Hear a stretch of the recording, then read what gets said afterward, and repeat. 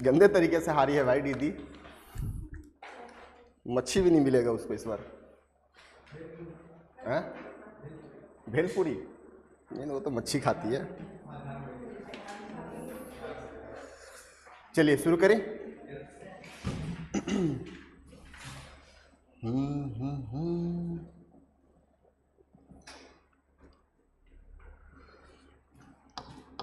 समझ में आ रहा है इतिहास?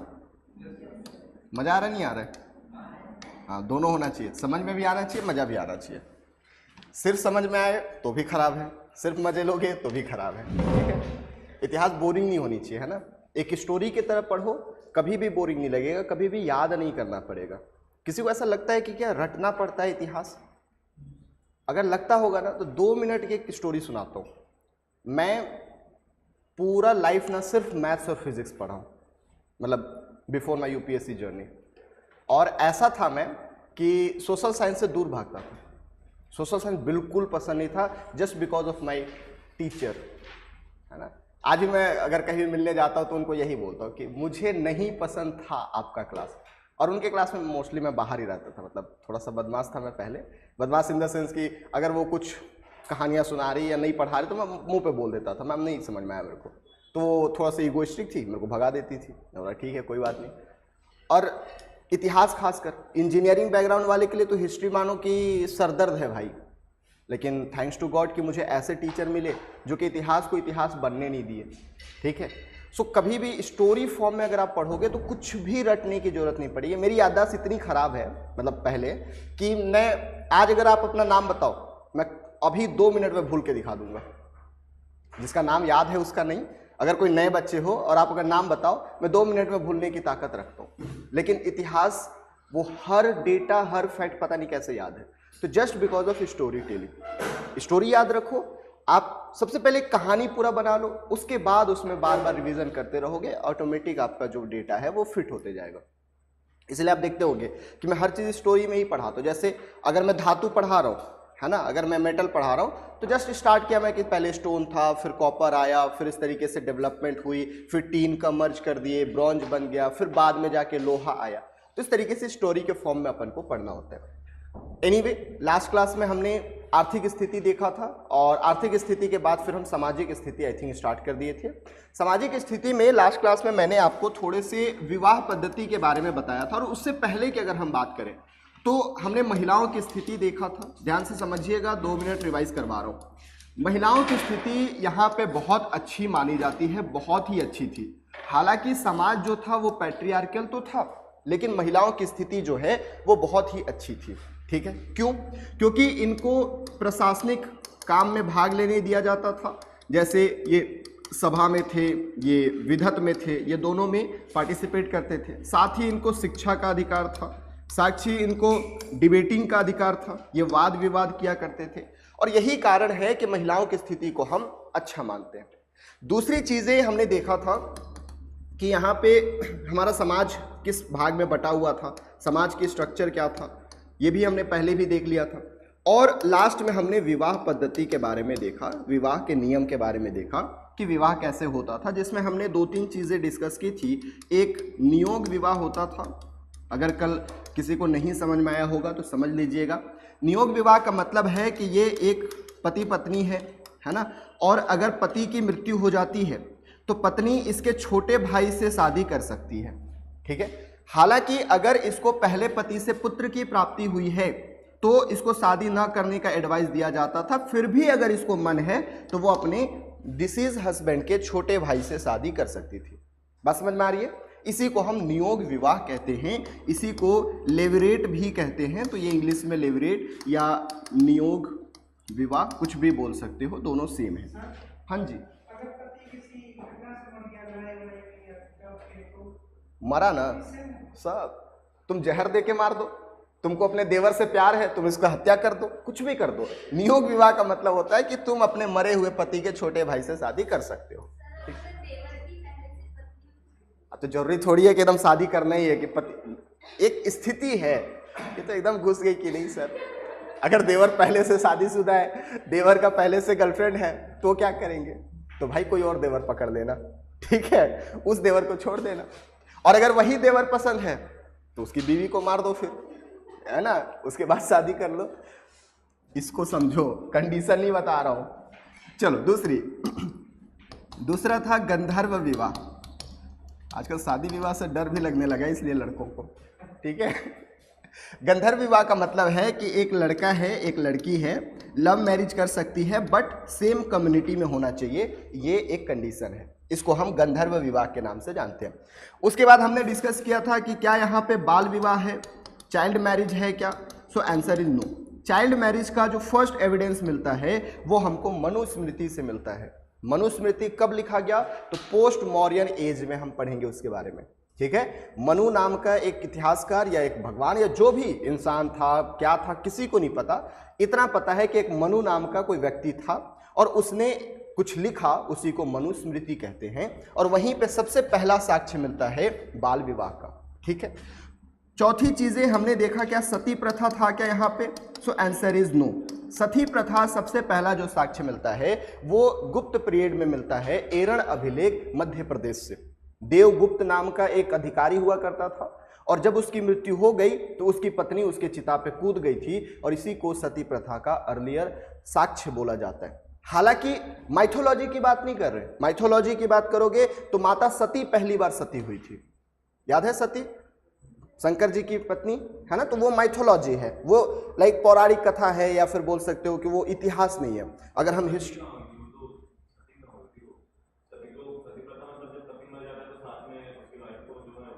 मैं भी तो वही बोल रहा हूँ, तो माना जाता है ना कि सबसे पहली बार वही अपनी हत्या अपनी जान ली थी, ऐसा माना जाता है हिंदू प्रथा में। माइथोलॉजी का मतलब जानते हो, फर्स्ट क्लास किए थे नहीं ना? मैं ये बोल रहा हूं कि इतिहास में सती प्रथा का साक्ष्य गुप्त पीरियड के टाइम पे मिलता है, बट माइथोलॉजिकली हिंदू साहित्य में या हिंदू जाति, हिंदू वर्ण में ऐसा माना जाता है कि सती माता जो थी पहली सती हुई थी, माना जाता है। आई एम टेलिंग, माना जाता है, नॉट एग्जैक्टली, ठीक है। माना जाता है और होता है में अंतर होता है। होता है गुप्त पीरियड, देवगुप्त की पत्नी, ठीक है, एरण अभिलेख से हमको साक्ष्य मिलता है। माना जाता है, कुछ भी माना जा सकता है। लोग बोलते हैं बुधवार को बाल मत कटाओ, गुरुवार को साबुन मत लगाओ, माना जाता है ना, तो वो अलग है बेटा, ठीक है। आप बोल रहे हो, मैं समझ रहा हूं सती नहीं हुई थी, बट माना जाता है, पौराणिक कथा है। माइथोलॉजी का मतलब ही होता है जो सच नहीं है, ठीक है। चलिए, अगर आप ऐसे बोलोगे तो फिर तो अलग अलग इतिहास, मतलब आप समाज में रह ही नहीं पाओगे, खासकर क्योंकि यहाँ पे हिंदू मेजॉरिटी और बहुत कुछ माना जाता है ना, जो कि सच नहीं है। ये हमको भी पता है, आपको भी पता है, बट वो चीज़ें बताना जरूरी है। तो ये पॉइंट याद रखिएगा, हिस्टोरिकली हमको गुप्त पीरियड में मिलता है और माइथोलॉजिकली ऐसा माना जाता है कि सती माता पहली सती हुई थी, ठीक है। तो ये सारी चीज़ें हमने डिस्कस कर ली थी। नियोग विवाह कर लिया था, गंधर्व विवाह कर लिया था, बाल विवाह कर लिया और सती प्रथा के बारे में डिस्कस कर लिया। यहाँ तक किसी को डाउट है तो एक बार पूछ लीजिए, फिर हम आगे चलेंगे।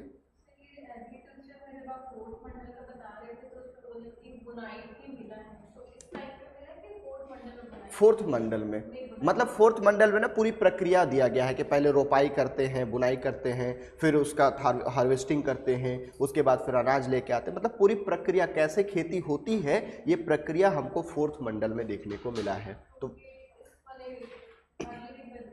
हाँ, अर्ली ऋग्वेदी, फोर्थ मंडल पहले लिखा गया है। हाँ, पहले से लेके दूसरा से लेके 7वां मंडल पहले लिखा गया है, यानी अर्ली वैदिक एज के साक्ष्य है, ठीक है। और किसी कुछ पूछना है?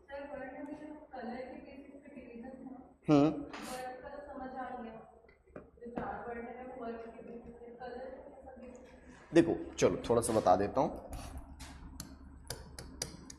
देखिए, यहां पे वर्ण का मतलब कलर है, वो बोलते हैं ना कि शाब्दिक अर्थ, लिटरली मीनिंग, तो इसका मतलब कलर है। और कलर का मतलब ऐसा नहीं कि रंग देख रहे कि तू काला है तो तू कलुआ हो गया, है ना, तो गोरा है तो तू ब्राह्मण हो गया, ऐसा नहीं।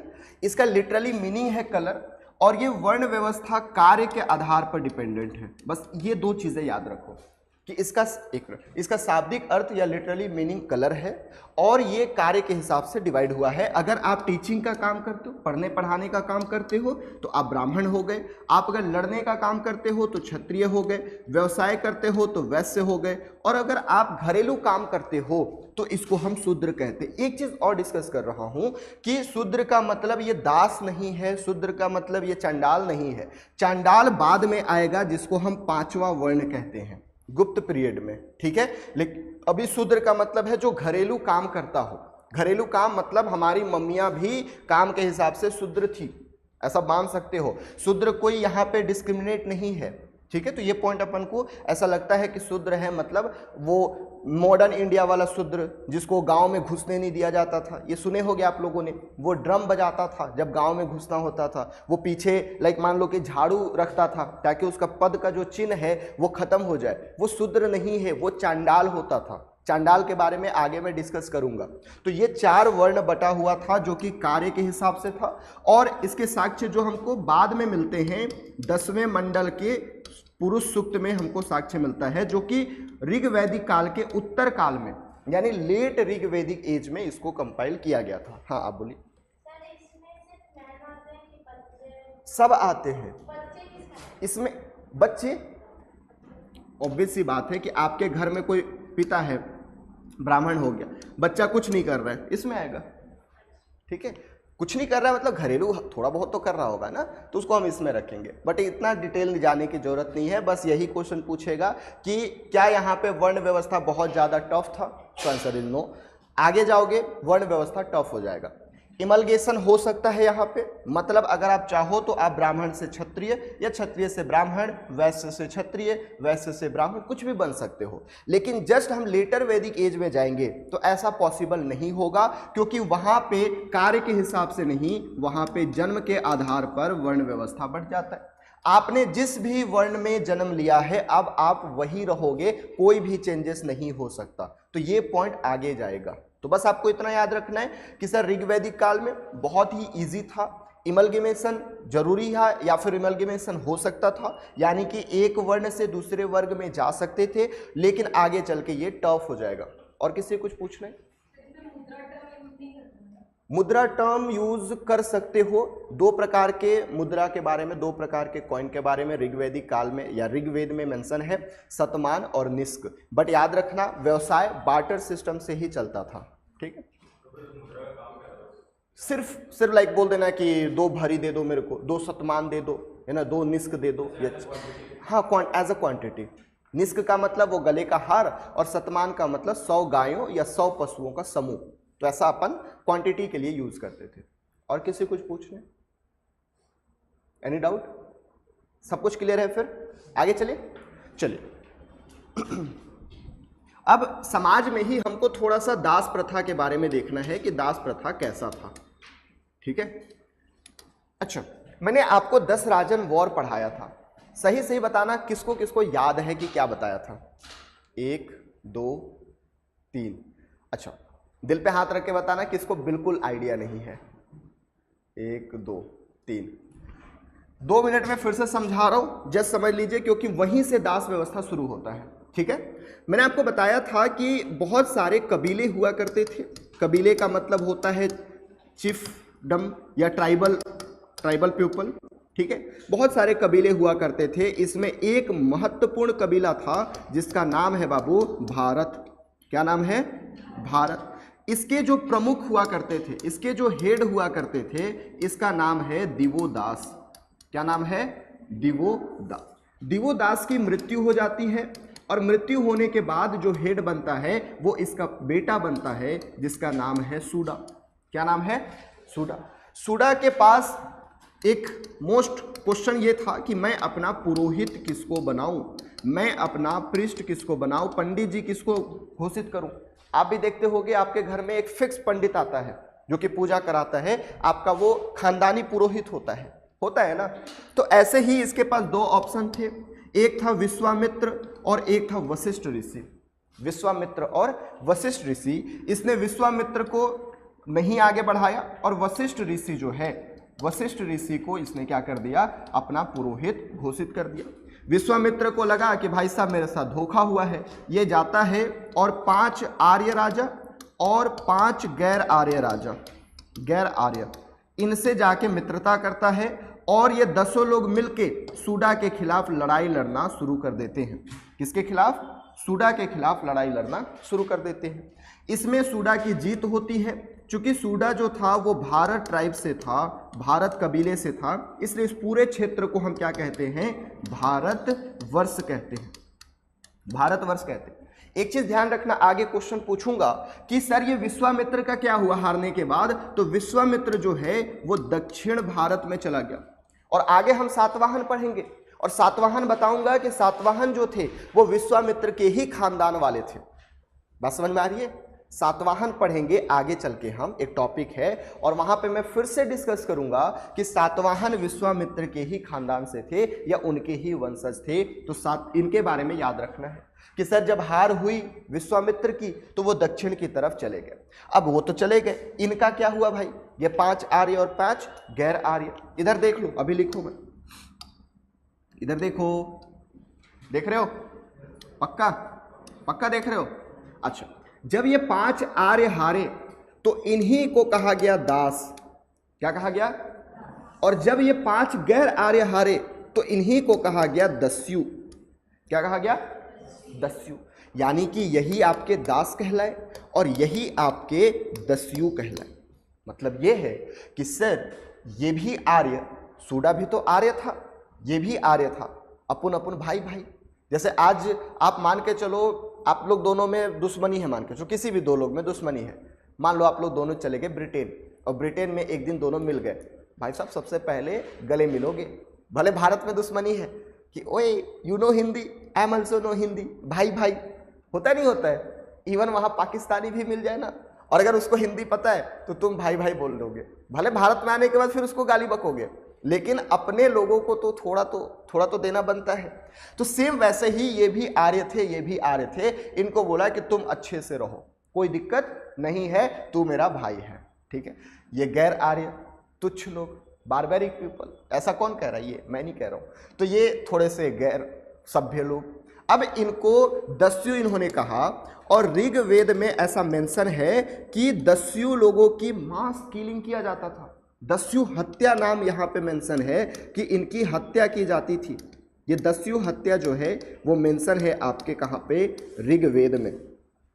मास killing of Dasyu, that is known as Dasyu हत्या, है ना। इसको थोड़ा सा फेवरेबल काम दिया जाता था कि तुम आओ हमारे घर में, झाड़ू पोछा कर देना, चिल रहना, आराम से एसी की हवा खाते रहना, ठीक है। तुम तो बेटा गए, तुम्हारा कुछ नहीं हो सकता, ठीक है। तो यहीं से दास और दस्युओं की सिलसिला शुरुआत हुई। बट याद रखना, जो हम मॉडर्न हिस्ट्री में दास प्रथा समझते हैं, पढ़ते हैं, वो दास प्रथा ऐसा नहीं था। देखिए, दास प्रथा की शुरुआत होती है आपके ग्रीक एज से। ग्रीक एज के बारे में आप लोगों ने सुना होगा, वहीं से दास प्रथा की शुरुआत होती है। बट वहां की दास प्रथा, जैसे अरिस्टोटल के बारे में आप लोगों ने कभी सुना होगा, अरस्तु के बारे में। अरस्तु पहली बार दास प्रथा के बारे में बात करते हैं। वो कहते हैं कि जो इंसान सोच नहीं सकता, जो इंसान सोचने के लिए कैपेबल नहीं है, वो दास बनने के लिए ही बना है। और अगर वो दास नहीं बन रहा है तो वो गलत हो रहा है उसके साथ, क्योंकि जो मेंटली बहुत फिट है, जो सोच बहुत अच्छा सकता है, वो शासक बनेगा। और शासक का कर्तव्य है कि जो सोचने में कम है उस पे शासन करे।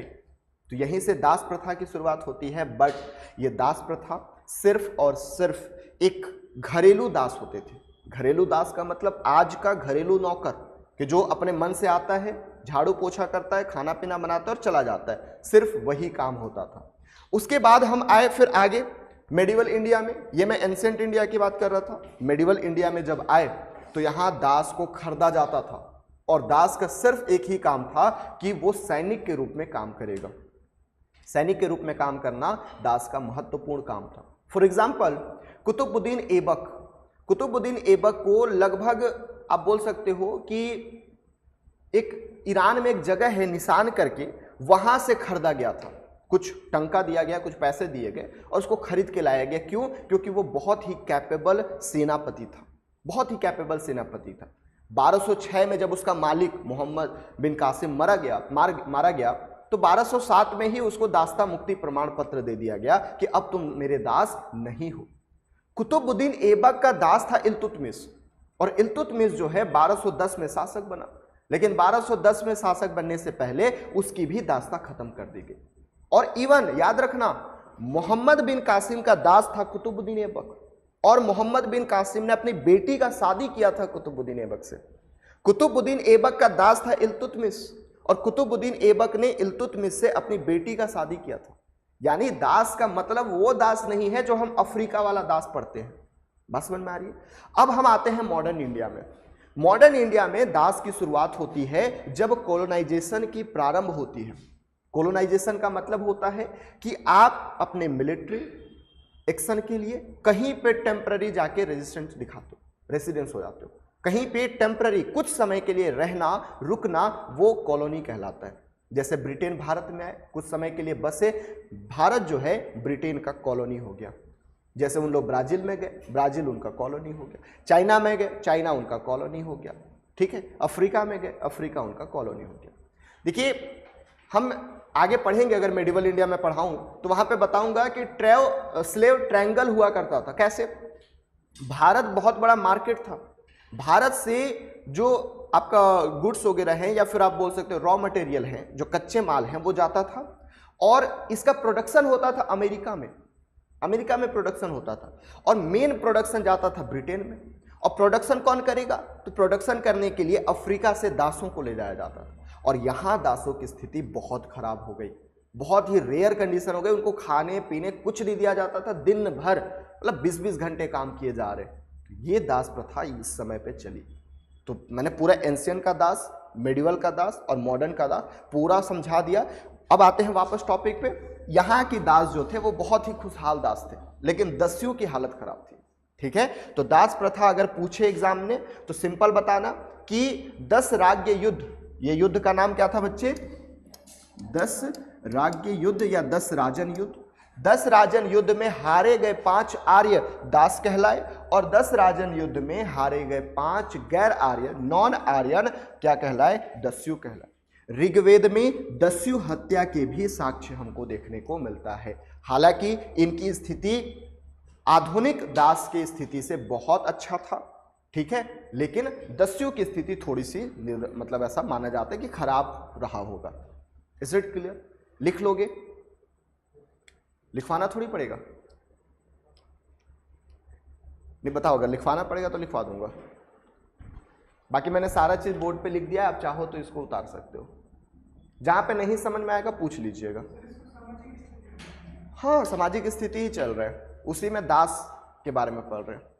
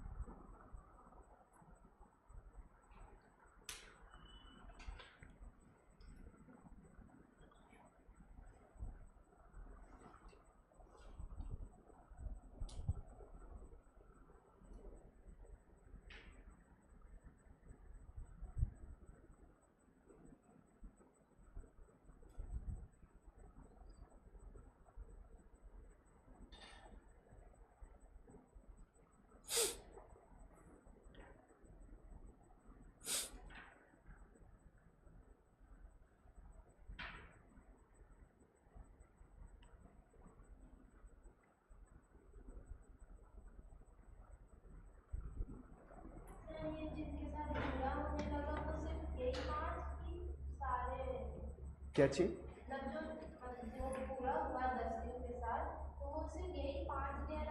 नॉट 5, 5 समुदाय, 5 कम्युनिटी। हाँ, सिर्फ उतने ही के साथ। यही बस 5 जो हारे थे ना, ये 5 गांव मान लो, 5 कम्युनिटी मान लो, जो भी मानना है, 5 इंसान बस मत मानना। हाँ, हारे थे नहीं, 10 हारे थे, 10 हारे थे, इनकी जीत हुई थी। ठीक है, तो हारने के बाद इनको कि भाई भाई थोड़ा कम, ये तो भाई तो दुश्मन है, ऐसा वाला। हाँ सेम वही वाला है, ऐसा माना जाता है कि साउथ में गए थे, जब हारे ना तो विश्वामित्र साउथ चल दिए थे। देखिए इतिहास में कई चीजें, खासकर एंशिएंट इंडिया में माइथोलॉजी को हम साथ में पढ़ते हैं। डाउट हो रहा है, पूछो। किधर गए थे? अब प्योरली माइथोलॉजी में अपन नहीं जा रहे हैं, बट थोड़ा थोड़ा ना एविडेंस मिलता है। जैसे जब हम सातवाहन पढ़ेंगे तो सातवाहन खुद को कहते थे कि हम विश्वामित्र के वंशज हैं, तो वहां से हमको लिंक मिला कि विश्वामित्र दक्षिण चले गए होंगे। बट एग्जैक्टली हर चीज मत मेंशन करना, ठीक है। दो चीजें मैं बहुत आपको बताता हूं कि जब मैं मेडिवल इंडिया पढ़ाऊं तो आप मूवी देख के मत आइएगा, ठीक है। और जब मैं एंशिएंट इंडिया पढ़ाऊं तो धर्म को मत लाइएगा, क्योंकि धर्म में अगर हम गए तो इतिहास नहीं पढ़ पाएंगे सर, और इतिहास में गए तो धर्म नहीं समझ पाएंगे। तो थोड़ा सा धर्म और पूरा इतिहास दोनों को मिक्स करके अपन को पढ़ना है, ठीक है। मेडिवल इंडिया में इसलिए मैं बोलता हूँ मूवी देख के मत आइएगा, क्योंकि अगर आप पद्मावत देख के आ गए तो मेरे को दिक्कत हो जाएगी पढ़ाने में, ठीक है, कि वहाँ कुछ और दिखाया गया है और यहाँ पढ़ते कुछ और। अगर आप छावा देख के आ गए तो मेरे को मराठा पढ़ाने में दिक्कत हो जाएगा, ठीक है। तो इसलिए मूवी अलग है, मूवी में इंटरटेनमेंट डालना पड़ता है। सपोज मान के चलो कल आपके लाइफ पे, आपके जीवन पे अगर मूवी बनता है तो क्या सिर्फ सच्चाई दिखाओगे क्या? आपकी जीवन के 2-3 साल इतने गंदे गए होंगे, वो 2-3 साल अगर आप 5 मिनट भी दिखाने लग गए ना तो आधे ऑडियंस भाग जाएंगे। तो कुछ ना कुछ वहां पे मसाला डालना पड़ेगा, ठीक है। यही सेम होता है। अकबर बिरबल देख के आ गए तो भाई तो मैं तो फिर मुगल ही नहीं पढ़ा पाऊंगा, ठीक है। तो ये दो चीजें थोड़ा सा ध्यान रखिएगा। बहुत कम, बहुत रेयर माइथोलॉजी को हम लेते हैं और पूरे इतिहास को समझते हैं, खासकर एंशिएंट इंडिया में, ठीक है। और किसी कोई डाउट? दस्यु हत्या मतलब मास किलिंग ऑफ दस्यु। आप दस्यु हो सब, आप गैर आर्य हो, आपको मैंने दस्यु कहा। अब जिस दिन मेरा मूड किया उस दिन लाऊंगा, ऐसे गला पकड़ूंगा और खचाक ये ले, ठीक है, फिर दूसरे को। तो ऐसे mass killing of Dasyu, that is known as Dasyu हत्या। और काम करवाते थे, इनको हम तुच्छ, इनको हम एकदम तुच्छ समझते थे कि जब मेरा मूड बन जाए तब तुम गए, ठीक है, ऐसा वाला क्वेश्चन में तुम लोग का ना। ऑब्वियस सी बात है, काम तो करवाएंगे ना। आप मेरे नौकर, मतलब आप नहीं, ये हमारे नौकर हैं ऐसा मान लो, तो इनको तो काम करवाएंगे ही। और किसी को कुछ पूछना है? नो? एंशिएंट इंडिया में ना सिलेबस इसीलिए धीरे चलता है। चलो आगे चलें। अब थोड़ा सा इनके खान पान पे देख लेते हैं कि खाते पीते क्या थे। सोचो क्या क्या पढ़ना पड़ता है। भोजन के बारे में देख लेते हैं, फूड्स के बारे में देख लेते हैं। तो बाबू हमेशा से याद रखना, जितने भी लोग हैं सब शाकाहारी के साथ साथ मांसाहारी तो होंगे ही होंगे। तो ये भी शाकाहारी के साथ साथ मांसाहारी थे, प्लस रात का जुगाड़ तो लगाना पड़ेगा। तो इन लोग पेय पदार्थ के रूप में क्या पिया करते थे? सोमरस पिया करते थे, है ना। सोमरस जानते हो ना? हाँ, तो ये लोग पिया करते थे, ठीक है। और इसका साक्ष्य कहाँ मिलता है? तो ऋग्वेद के 9वें मंडल में हमको साक्ष्य मिलता है कि इन लोग सोमरस का। हाँ बेटा, अरे बता तो रहा हूँ, फ्लो में आने तो दो। जब मैं बोलूँ ना खत्म हो गया तब टोकना मेरे को। अब मैं आगे बताऊंगा ही, अभी तो शुरुआत ही किया हूँ, थोड़ा इंट्रोड्यूस कर रहा हूँ। सोमरस देखो क्या होता है। सोम एक पौधा होता है, सोम का एक पौधा होता है और इसी से निकाला जाता है, इसी को सोमरस कहते हैं, ठीक है। तो ये पॉइंट याद रखना कि इन लोग शाकाहारी के साथ साथ मांसाहारी भी थे। पेय पदार्थ के रूप में सोमरस पिया करते थे। सोम नाम का एक पौधा होता है, सोम भगवान भी है, ये भी पॉइंट याद रखना। मतलब पेय पदार्थ के भगवान को सोम भगवान कहते थे इन लोग। तो सोम एक पौधा होता था, उससे जो रस निकलता था उसी को सोम रस, आम भाषा में महुआ दारू समझ सकते हो, ठीक है। तो सेम वैसे ही प्रकार के है जिसका साक्ष्य हमको 9वें मंडल से देखने को मिलता है। और इसी के साथ सामाजिक स्थिति खत्म होता है। अगर किसी को अभी भी कोई डाउट है पूछ लीजिए, फिर हम चलेंगे धार्मिक। ड्रिंकिंग सिंपल लिख लो। सोमरस को सोमरस ही बोलोगे।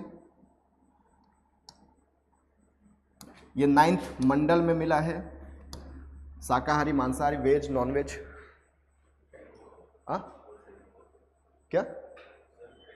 हाँ ठीक है, अब खुश? ठीक।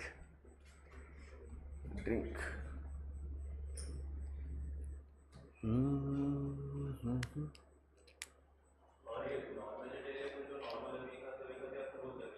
नहीं नहीं, जंगली जानवर नहीं भाई, शिकार हो गया। कम करते होंगे ऑब्वियस, आज हम भी तो करते हैं, ऑब्वियस सी बात है खाते होंगे। हाँ, उस समय पे ऐसा कोई गवर्नमेंट का रिस्ट्रिक्शन तो था नहीं। ठीक है, चलिए आगे चलिए। ओके, अब अपन को धार्मिक स्थिति पढ़ना है, ये लास्ट टॉपिक है। लिख लो रिलीजन, ध्यान से समझना रिलीजन को, ठीक है।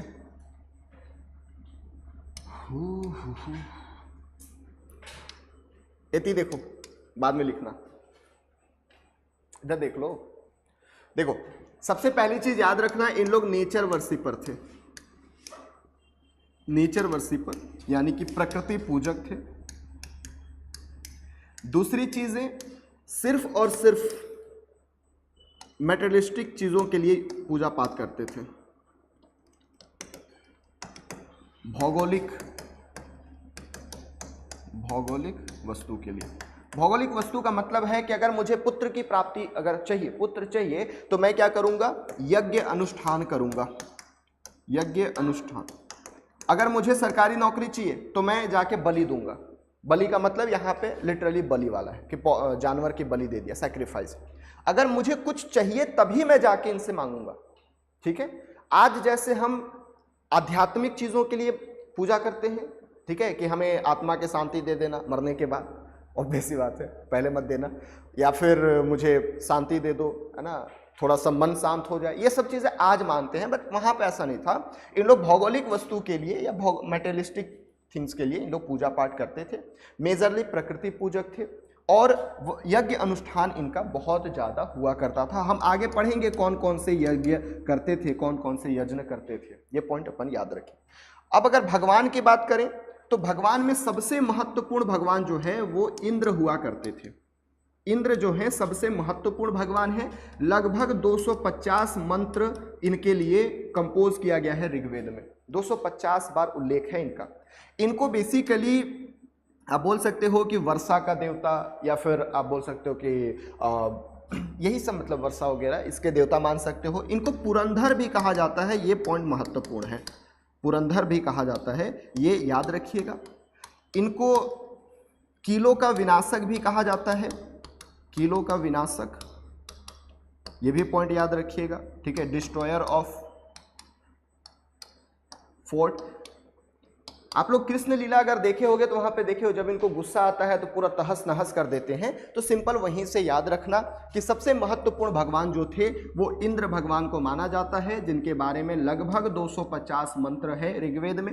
इनको पुरंदर के नाम से भी जाना जाता है और सबसे महत्वपूर्ण माना गया है। क्यों? क्योंकि कीलों के विनाशक के रूप में भी इनको देखा जाता है। दूसरा जो सबसे महत्वपूर्ण भगवान है, देखो नंबरिंग हुई है इनकी लिटरली कि ये भगवान सबसे महत्वपूर्ण, उसके बाद अग्नि जो है ये दूसरे नंबर पे माने जाते हैं। ये सेकेंड मोस्ट इंपॉर्टेंट गॉड है, मोस्ट इंपॉर्टेंट भगवान है। तो ये पॉइंट अपन को याद रखना है। इनके बारे में लगभग 200 मंत्र हैं, कहाँ पे? ऋग्वेद में। और अग्नि को ना मीडिएटर गॉड कहा गया है, मीडिएटर गॉड, यानी कि क्या बोलोगे बीच में? मध्यस्थ भगवान, मध्यस्थ भगवान माना गया। क्यों? क्योंकि आप इंसान हो और ऊपर भगवान बैठे हुए हैं, ठीक है, जहां पे भी हैं, तो आप जो भी बोल रहे हो, जो भी आप यज्ञ में सैक्रिफाइस कर रहे हो, उसको वो लेके जाएंगे, भगवान तक पहुंचाएंगे। Is it clear? जैसे आप यज्ञ कर रहे हो तो आप यहाँ पे कुछ डाले, वो जलेगा, धुआं बन के ऊपर जाएगा, तो अग्नि भगवान तक जाके पहुंचाएगा। इसलिए इसको मीडिएटर गॉड या फिर मध्यस्थ भगवान के नाम से जाना जाता है। आप लोग ये जानते हो कि स्वाहा क्यों बोला जाता है? अग्नि की पत्नी है स्वाहा, ठीक है। तो भाई इंसान को अगर मनाना है तो बीवी को मना लो, पति तो ऐसे ही मान जाएगा, तो इसलिए स्वाहा को बोलते कि लेख भाई अपने पति को थोड़ा मना और भगवान तक पहुंचा, ठीक है। तो ये पॉइंट याद रखिएगा, इसीलिए स्वाहा कहा जाता है किसी भी चीज को सैक्रिफाइस करने से पहले अग्नि में। तो ये दूसरे नंबर पे महत्वपूर्ण है। तीसरे जो महत्वपूर्ण भगवान हैं उनको वरुण कहा जाता है, वरुण भगवान। ये आज कोई भगवान हमारे लिए महत्वपूर्ण नहीं है, याद रखना। ये सब ऋग्वैदिक कालीन गॉड हैं। ये इनका अब पूजा पाठ क्या छोड़ो, नाम भी नहीं कोई लेता। इंद्र भगवान या अग्नि भगवान या वरुण, इनका कोई नाम नहीं लेता, ठीक है। तो ये पहले के महत्वपूर्ण गॉड हुआ करते थे। इनका लगभग 30 बार उल्लेख मिलता है हमको ऋग्वेद में। और वरुण जो है ये आप बोल सकते हो कि मेंटेनेंस देता है, जैसे ज़्यादा गर्मी ना हो, ज़्यादा ठंडी ना हो, ज़्यादा टेम्परेचर हाई या फिर प्रेशर, ये सब कुछ को मध्यस्थ करता है। ज़्यादा समुद्र में पानी भी ना हो जाए, ज़्यादा कम भी ना हो जाए, यानी कि हर चीज़ में आप बैलेंस बनाने का काम जो करता है वो वरुण भगवान है, ठीक है। चौथा जो गॉड है उनको हम मित्र कहते हैं। क्या कहते हैं? मित्र। और ये 4th नंबर के सबसे महत्वपूर्ण गॉड है। हालांकि इनको बाद में लेटर इनको मारुत कहा जाने लगा।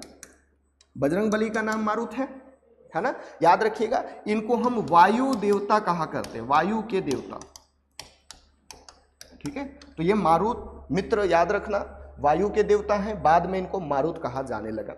अब 4 अगर याद हो गया हो तो आगे बहुत सारे और भी देवता हैं, जैसे एक हो गया, एक नाम याद नहीं आ रहा यार,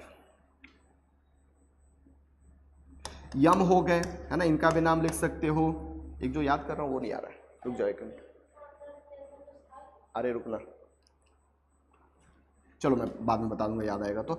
अच्छा, अब ये तो पुरुष देवता हो गए। अब हम थोड़े से वुमेन देवता के बारे में बात कर लेते हैं। वुमेन देवता में आप देखोगे उषा, निशा, सावित्री, ठीक है, एक्सेट्रा, ऐसे कई देवियों की भी पूजा की जाती थी। उषा का मतलब होता है इवनिंग की देवता। अपन बचपन में हिंदी पढ़ते थे कि उषा का मतलब इवनिंग होता है ना, तो उषा को हम इवनिंग का देवता कहते हैं। निशा का मतलब रात का देवता हो गया। सावित्री जो है सूर्य की मम्मी या वाइफ ऐसा कुछ है। तो इन सब की भी पूजा की जाती थी। बट आपको ये 4 चीजें बस याद रखनी है, ये एक्स्ट्रा में अगर आप याद रखना चाहो कि इतने महिलाओं की भी पूजा होती थी, तो ये पॉइंट आप लोग याद रखिएगा। जो मैं भूल रहा था वो ये है पुरुष। ये पशुओं के देवता कहा जाता है, पशुओं के देवता कहा जाता है, तो इनके बारे में भी आप लोग याद रखिएगा, ठीक है। तो एक बार फिर से बता दे रहा हूं, बेसिकली ये प्रकृति पूजक हुआ करते थे, भौगोलिक वस्तु के लिए पूजा करते थे यज्ञ अनुष्ठान के माध्यम से। सबसे महत्वपूर्ण भगवान इंद्र हैं, जिन्हें हम पुरंदर के नाम से जानते हैं, कीलों का विनाशक भी कहा जाता है। अग्नि दूसरे नंबर के महत्वपूर्ण भगवान हैं, 200 बार इनके साक्ष्य मिले हैं। ये मीडिएटर गॉड या मध्यस्थ भगवान के नाम से जाना जाता है। स्वाहा इनकी पत्नी को कहा जाता है। वरुण जो है वो तीसरे सबसे महत्वपूर्ण भगवान हैं, जिनके बारे में 30 बार उल्लेख मिलता है। मित्र को बाद में मारुत कहा गया, जो कि वायु के देवता के रूप में माना गया है। महिलाओं जैसे उषा, निशा, सावित्री, इन महिलाओं की भी पूजा की जाती थी। यम, ये सब की भी पूजा की जाती थी, बट उतने महत्वपूर्ण भगवान नहीं थे। एक चीज याद रखिएगा सर कि यहाँ पे विष्णु जी जो हैं वो बहुत ही छोटे भगवान माने गए हैं ऋग्वैदिक काल में। ये बहुत बड़े भगवान हो जाएंगे आपके उत्तर वैदिक काल में, ठीक है। वहां पे हम 3 भगवान के बात करेंगे, प्रजापति, विष्णु और रुद्र। ये 3 भगवान महत्वपूर्ण हो जाएंगे। ये सारे भगवान अपना इंपॉर्टेंस खो देंगे। ये पॉइंट याद रखिएगा कि आज ऋग वैदिक काल में विष्णु जी बहुत ही छोटे भगवान माने गए हैं, बट उत्तर वैदिक काल में ये बहुत विशाल भगवान हो जाते हैं। Is it clear? तो ये सारी चीजें डिस्कस की है, आप एक बार नोट कर लीजिए, फिर अगर कोई डाउट होगा तो आप पूछ लेंगे। नहीं, इवनिंग बोलते हैं। हाँ, पुषाण कर लेना इसको।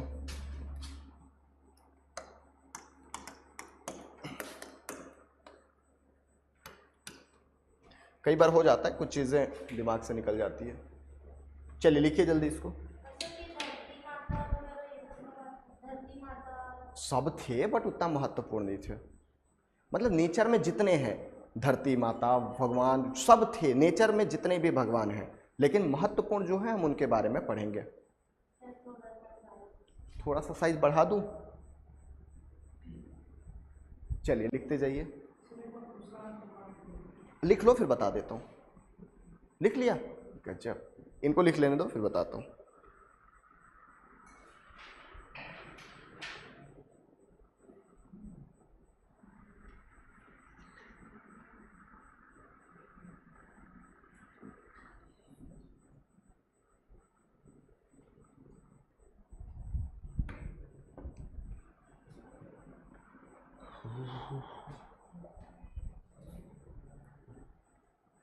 दिखाओ कैसे लिखे हो नोट्स।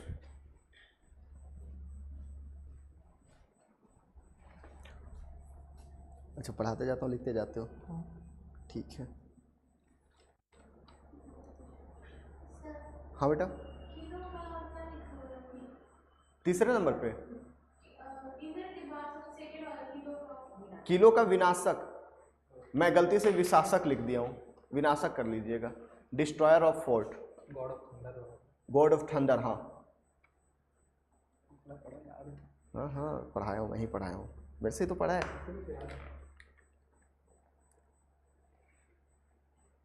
बट कुछ एक्स्ट्रा ही मिलेगा, टेंशन मत लो।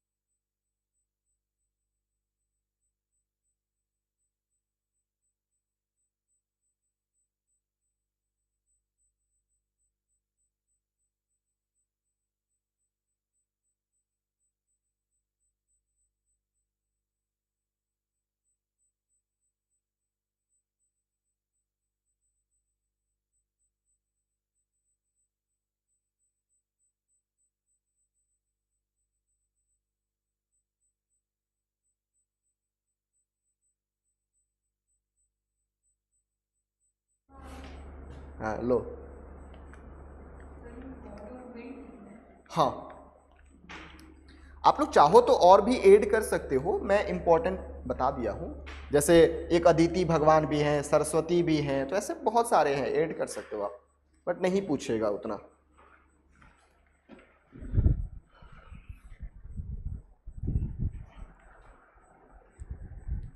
हो गया इतना?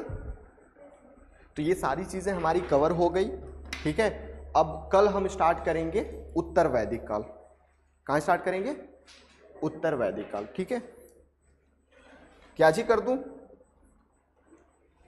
आज ही कर दूं क्या? लिख लिए? इंग्लिश में लिख दूं? हाँ। चश्मा लगा तू। उषा, निशा, अदिति, सावित्री, सरस्वती, जो भी लिखना चाहो लिख सकते हो।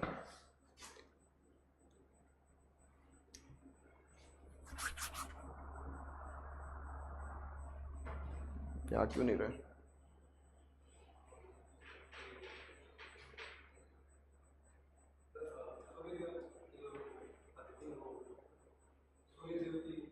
हाँ हाँ,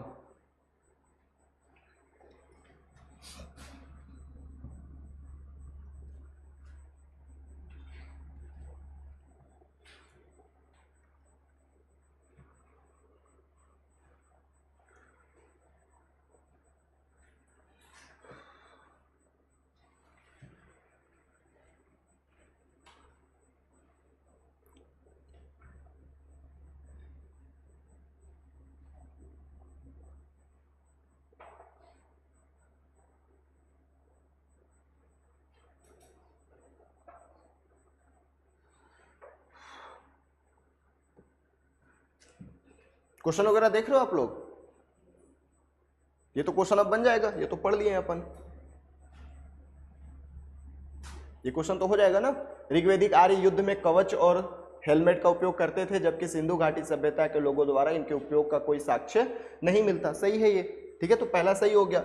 ऋग्वैदिक Aryan use the coat of mail and helmet in warfare whereas the people of the Indus valley civilisation did not leave any evidence of using them. तो पहला सही है, तो यानी कि पहला ये तो होगा नहीं आंसर, बी गलत हो गया, ठीक है, बी तो गलत हो गया। अब आगे आते हैं, Rigvedic Aryan no gold silver and copper whereas Indus valley people no copper and iron. तो आयरन तो उनको पता नहीं था, तो दूसरा गलत हो गया, तो ये तो आंसर हो ही नहीं सकता। अब तीसरे की बारी है। ऋग्वैदिक आर्यन, अच्छा ये भी देख लो, ऋग्वैदिक आर्य सोना चांदी और तांबा जानते थे, जबकि सिंधु घाटी के लोग तांबा और लोहा नहीं जानते थे, तांबा और कांस्य जानते थे, तो ये पॉइंट गलत हो गया। तीसरा बोल रहा है Rigvedic Aryan had domesticated the horse. Rigvedic Aryan domesticated the horse whereas there is no evidence of Indus Valley people having been aware of this animal. Is it clear? हाँ बेटा, अच्छा कर चुके हैं पहले? नहीं ये क्वेश्चन नहीं था, दूसरा था, कर लिए हैं क्या इसको? शुरुआत में दिखाया था, आंसर नहीं बताया था, तो ये आंसर क्या हो जाएगा? अरे सॉरी, आंसर बी हो जाएगा, सी हो जाएगा, सी हो जाएगा आंसर, ये केवल एक और तीन। क्लियर है? ओके। अब आगे 10वां क्वेश्चन देखो। द रिलीजन ऑफ अर्ली वैदिक आर्यन वाज प्राइमरी ऑफ भक्ति, इमेज वर्शिप एंड यज्ञ। अच्छा एक चीज नोट कर लेना, इन लोग मूर्ति पूजा नहीं करते थे, ठीक है, मूर्ति पूजा नहीं करते थे, आइडल वर्शिप नहीं होता था। No evidence of idol worship found from there. Worship of nature and yajna, worship of nature and bhakti. तो बताओ तो इसका 10वां का आंसर मैंने डिस्कस किया अभी जस्ट। कितने लोग ए बोल रहे हैं कि सिर्फ भक्ति था? No one. कितने लोग बी बोल रहे हैं कि इमेज वर्शिप और यज्ञ था? No one. Worship of nature and yajna? 4-5 लोग। वर्शिप ऑफ नेचर एंड भक्ति? अरे कहीं तो हाथ खड़ा करो। सी। देखो नेचर की पूजा तो करते थे, साथ में यज्ञ भी करते थे, और ये गलत नहीं है, यज्ञ को यजना ही लिखते हैं इंग्लिश में, ठीक है, तो इसको यज्ञ पढ़ना, मैं आप लोग के लिए भले यज्ञ पढ़ देता हूं, लेकिन यज्ञ पढ़ते हैं इसको। तो भक्ति तो था ही नहीं, भक्ति नहीं था, मैटेरियलिस्टिक थे, तो आंसर क्या हो जाएगा बेटा? सी हो जाएगा। ये आई थिंक नेक्स्ट पेज चला गया है ना। तो ये 2 क्वेश्चन हो गया, इसको करोगे? ये भी अपन पढ़ चुके हैं, कर रखे हैं। क्वेश्चन दिखाया था बेटा, आंसर नहीं बताया, बता दिया था, क्वेश्चन बताया था, क्वेश्चन दिखाया था कि ये सब क्वेश्चन पूछा हुआ है, कर लो ना दोबारा, क्या दिक्कत है? जो बच्चे नहीं किए हैं उनके लिए हो जाएगा। चलो बताओ तो, हिंदी आई थिंक इसका नहीं किया हूं। ये सीएपीएफ 2022 का क्वेश्चन है, यूपीएससी ही कंडक्ट कराता है। अस्किनी किसको कहते थे बेटा? चेनाब को, तो बी का ए हो जाएगा, ये तो हो नहीं सकता, ये भी नहीं हो सकता। अब हमारे पास सी और बी बचा। वितास्ता किसको कहते हैं? परुसनी किसको कहते हैं? रावी को। तो डी का 3 यहां भी है, और ये तो हो नहीं सकता, डी का 3 यहां भी है, तो अब आंसर क्या हो जाएगा? डायरेक्टली, ठीक है। तो अपन ऐसे एलिमिनेट करते हैं, मतलब ये है कि दृष्टवती जो है वो चौतांग है, इसका आंसर भले आपको नहीं पढ़े हो बट आंसर आपको मिल जा रहा है। अस्किनी चेनाब को कहते हैं, वितास्ता जो है ये झेलम को कहते हैं, ये पॉइंट अपन पढ़ चुके हैं, ये तीनों हमने पढ़ा है, और ये नहीं भी जानते हो तो भी आंसर बन जा रहा है। Is it clear? तो एलिमिनेट करना सीखना है अपन को। आपको थोड़ा सा टफ जा रहा होगा ये, है ना, कोई बात नहीं, आगे सिखा दूंगा, टेंशन मत लो। अपन इतने फॉरवर्ड हो जाएंगे कि आगे पढ़ेंगे इनके बारे में। ये दृष्टवती जो है आगे के टॉपिक में है, दोनों को मर्ज कर दिया है एक ही जगह। इस क्वेश्चन का आंसर दीजिए। At the bank of which of the following river was the battle of 10 king fought in early वैदिक पीरियड? ये सीडीएस एग्जाम 2022 का क्वेश्चन है। कौन से? परुसनी, रावी नदी तट पे हमने लड़वाया था, महत्वपूर्ण है। अगर यूपीएससी सीडीएस में पूछ रहा है तो कई साल बाद या फिर कुछ साल पहले भी ये यूपीएससी में पूछ सकता है, तो ऐसा होता है। तो यूपीएससी के जितने भी एग्जाम्स हैं उन सब के क्वेश्चन करना है अपन को। मैं सारा क्वेश्चन लेके नहीं आया हूं, अभी भी याद रखना, मैं सिर्फ 2-4 क्वेश्चन आपको दिखाने के लिए लाया हूं। जब हमारा कोर्स कंप्लीट होगा मैं हर क्वेश्चन को करा दूंगा, ठीक है। अभी आपका काम है कि जैसे टॉपिक कंप्लीट हो रहा है आप प्रीवियस ईयर क्वेश्चन जाके सॉल्व करते रहो, जहां डाउट हो पूछना। मेंस का आंसर हम तब देखेंगे जब हम दोनों पढ़ लेंगे, क्योंकि लेटर वैदिक एज से भी क्वेश्चन पूछा हुआ है। तो प्री का क्वेश्चन तो हमने देख लिया ऑलमोस्ट, ठीक है। ये वापस कहां से जाएगा?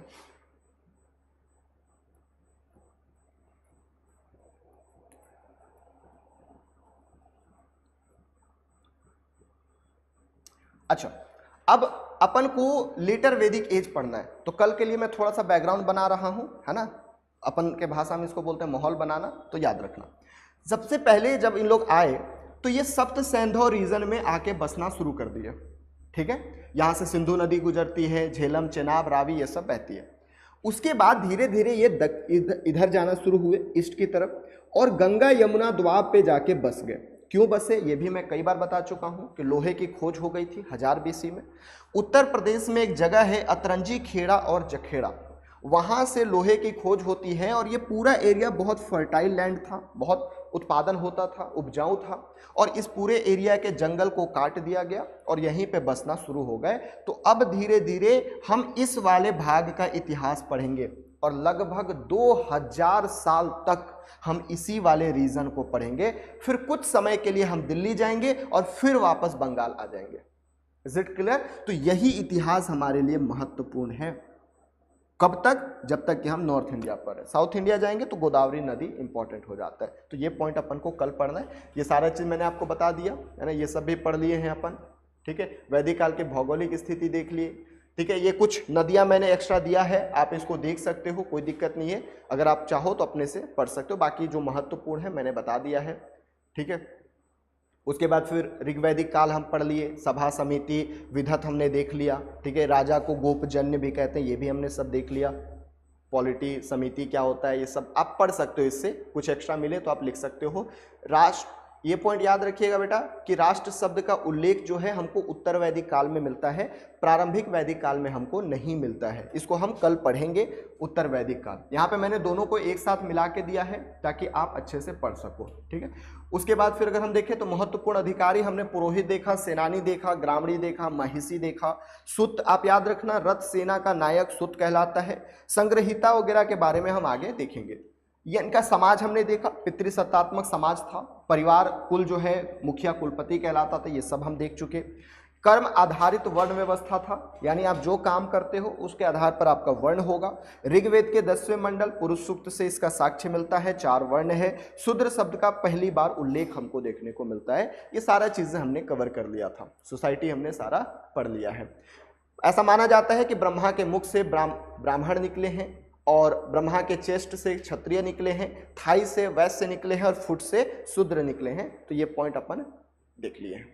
उसके बाद ये शाकाहारी थे, मांसाहारी भी थे, दोनों करते थे। दूध, दही, घी, जौ ये सब वगैरह, खीर याद रखना, क्षीर बोला जाता है, ये सब की भी इन लोग सेवन किया करते थे, ठीक है।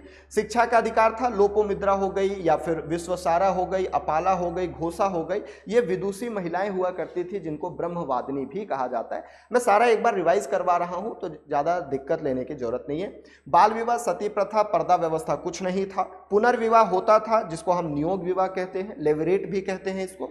ये पॉइंट अपन को याद रखना है। एक चीज याद रखना कि नियोग प्रथा से उत्पन्न जो संतान होता था, जैसे मान लो कि देवर से शादी हुआ और बच्चा हुआ तो उसको क्षेत्रज कहा जाता है, और आजीवन कुंवारी रहने वाली महिला को अमाजू कहा जाता है। तो ये भी पॉइंट अपन को याद रखना है कि जो हमेशा कुंवारी रहती थी जीवन भर उसको अमाजू कहते हैं, और जो नियोग विवाह के बाद बेटा होता था, यानी जो देवर से बेटा होता था, हालांकि वो फिर पति ही बन जाएगा, तो उसको क्षेत्रज कहा जाता था। ये पॉइंट याद रखेंगे। ये उनके पहनावे के बारे में थोड़ा सा देख लेते हैं। कमर के नीचे जो पहना जाता था उसको नीवी कहते हैं, यानी कि कमर के नीचे जैसे पैंट हो गया, जो भी आप लोग लड़कियां पहनती हो उन सब नीवी कहलाता है। कमर के ऊपर पहना जाने वाला वासस कहलाता है, और ऊपर से धारण करने जाने वाला चादर टाइप का जो होता था उसको अधिवासस कहा जाता है, या ओढ़नी हो, चादर हो, जो भी हो। तो ये सब आप थोड़ा सा अपने लेवल पे पढ़ लेंगे। उत्तर वैदिक काल तो पढ़ना है अपन को।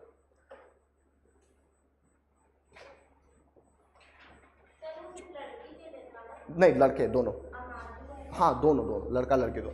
फिर हमने धर्म देखा। धर्म में याद रखिएगा बहुदेववाद का, यानी कि बहुत सारे देवताओं की पूजा करते थे, हमने ऑलरेडी देख लिया। प्रकृति पूजा करते थे। दूसरी चीज, पृथ्वी और आकाश दो रूपों में बांटा गया है ना। सबसे महत्वपूर्ण भगवान इंद्र है, उसके बाद अग्नि है, फिर मारुत, वायु, ये सब प्रमुख देवता हैं।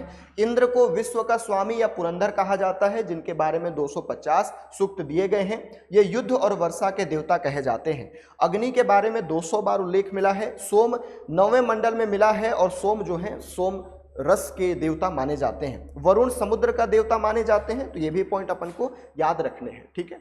उसके बाद हमने देखा कि यहाँ पे मूर्ति पूजा और मंदिर के कोई भी साक्ष्य नहीं है। यज्ञ किया जाता था, यज्ञ के द्वारा उपासना किया जाता था। ये सारी चीजें हमने कवर कर ली, ठीक है। उसके बाद ये थोड़ा सा यहाँ पे डेटा भी दिया गया है, कुछ एक्स्ट्रा, जैसे अश्विनी भगवान हो गए। पूषण के बारे में हमने देखा कि पशुओं के देवता माने जाते हैं। एक चीज याद रखना कि पूषण अभी पशुओं के देवता हैं। उत्तर वैदिक काल में जैसे ही हम जाएंगे वहां पे ये दासों के देवता हो जाएंगे, क्योंकि दास प्रथा आ जाएगी। बहुत रेयर, मतलब यहाँ तो रेयर मिलता है, आगे बहुत लेवल पे मिल जाएगी, तो दासों के देवता पूषण बन जाएंगे। दूसरी चीज अपन को याद रखना है बच्चे कि विष्णु जो है ये विश्व के संरक्षक और पालनकर्ता माने जाते हैं, लेकिन अभी बहुत छोटे देवता हैं। आगे चल के ये बहुत बड़े देवता हो जाएंगे। मारुत आंधी तूफान के देवता कहे जाते हैं, ये भी पॉइंट याद रखिएगा, ठीक है। चलिए, उत्तर वैदिक काल के बारे में कल पढ़ेंगे। और किसी को कोई डाउट? तो ये सब हम पढ़ चुके हैं, थोड़ा सा मैं रिवाइज करा दिया ताकि आप घर में जाके इजीली इसको पढ़ सको, ठीक है। यही क्लास अपन एंड करते हैं। कुछ पूछना अगर होगा तो पूछ सकते हो, कल भी पूछ सकते हो, कोई इशू नहीं है। कल हम उत्तर वैदिक काल पढ़ेंगे। ये टॉपिक जो था, ये चैप्टर जो था हमारा कंप्लीट हो गया। पूछना नहीं? Thank you. समझ में आ रहा है बेटा बाकी सबको?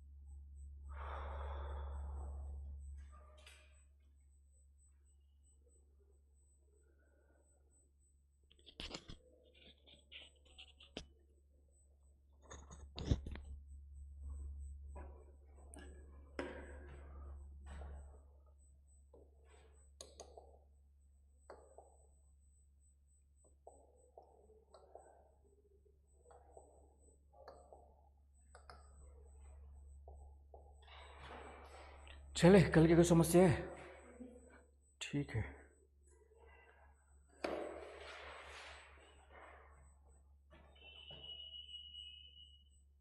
घर में बात कर लिए?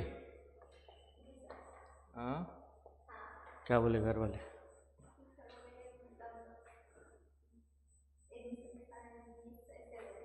ठीक है ना, हो जाएगा, कोई इशू नहीं है, करवा दो। हाँ, वो सब कुछ मेरे हाथ में है, कुछ टेंशन वाली बात नहीं है।